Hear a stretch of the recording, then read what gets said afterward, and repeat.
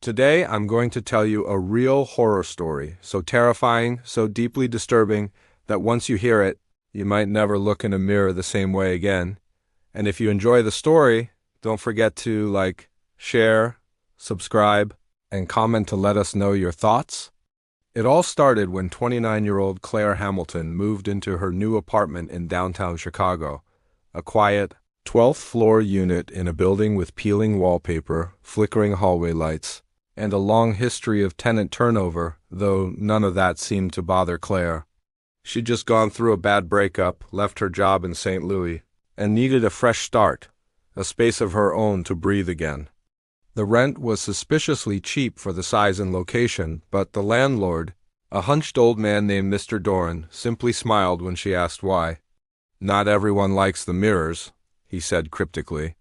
The apartment was fully furnished, even the walls adorned with odd, vintage mirrors, tall ones, round ones, cracked ones. Almost every room had one, except the bathroom, where the wall above the sink was bare. Claire assumed the previous tenant was a collector. Her first few days went smoothly. She unpacked, arranged her books, and spent evenings curled on the couch with wine and Netflix.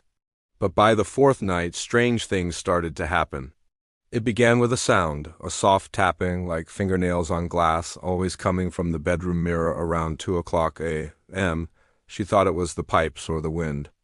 Then one morning, while brushing her hair, she noticed something deeply unsettling. In the mirror, her reflection didn't blink when she did. It was off by half a second, subtle but unmistakable. She laughed it off, thinking she was overtired, but each day the reflection grew stranger. Sometimes it smiled when she didn't. Other times it stared directly into the camera of her phone when she wasn't even holding it up.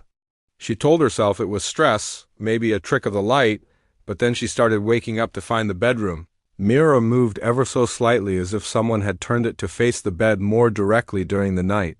Claire stopped sleeping well. She bought blackout curtains, white noise machines, even slept with the lights on, but nothing helped. One evening, while video calling her sister, Claire stepped out of frame to grab a glass of water, and her sister screamed. "Claire, who's that behind you in the mirror?" she cried. But when Claire returned, no one was there.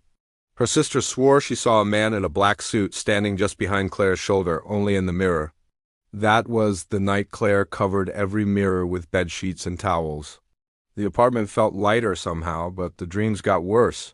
Dreams of being watched from behind glass, of hands slapping silently on the inside of mirrors, of her own reflection dragging a finger across the surface, writing something she couldn't read. On the seventh night, she woke to find every covering removed and folded neatly at her feet. The mirrors were all uncovered. She checked the locks, everything was secure.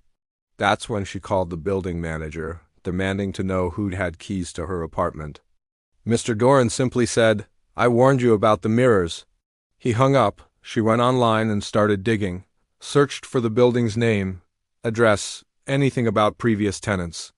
What she found chilled her. 5 suicides in the last 20 years, all in her apartment.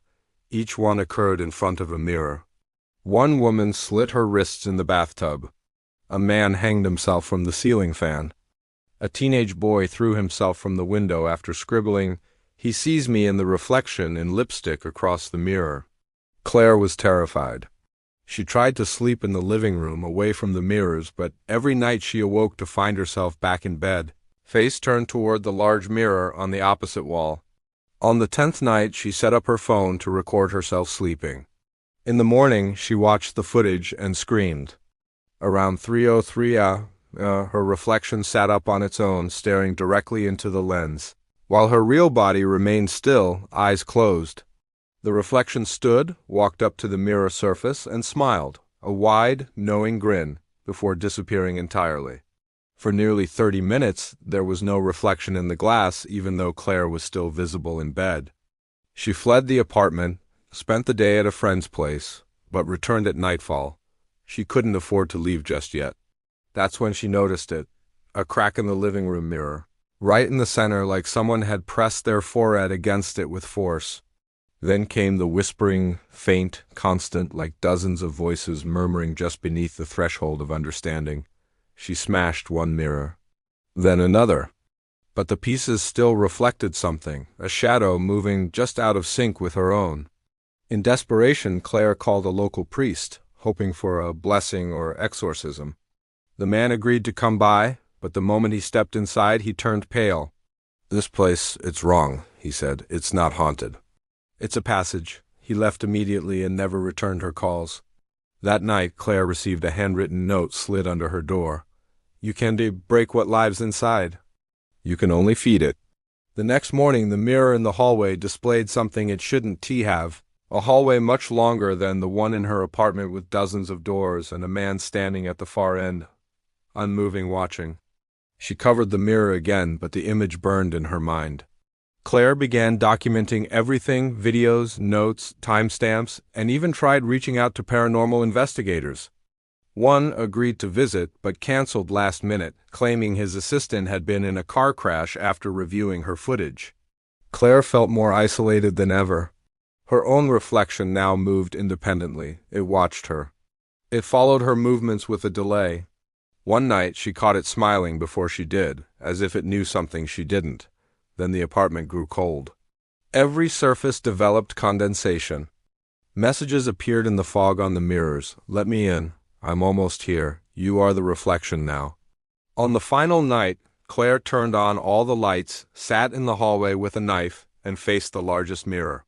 At 3:33, the lights blew out, the air turned thick, and in the darkness, Claire saw herself stand up in the glass, knife in hand, while her real body remained still.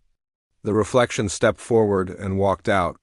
Claire screamed. The next morning, neighbors called the police. They found the apartment empty, except for the mirrors, all wiped clean except one.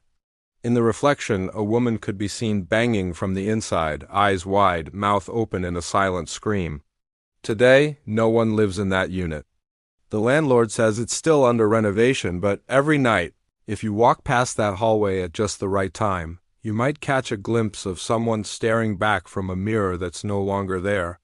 If this story scared you, don't forget to share, comment below what you would have done, and subscribe for more real horror stories that just might be closer to the truth than you'd like to believe.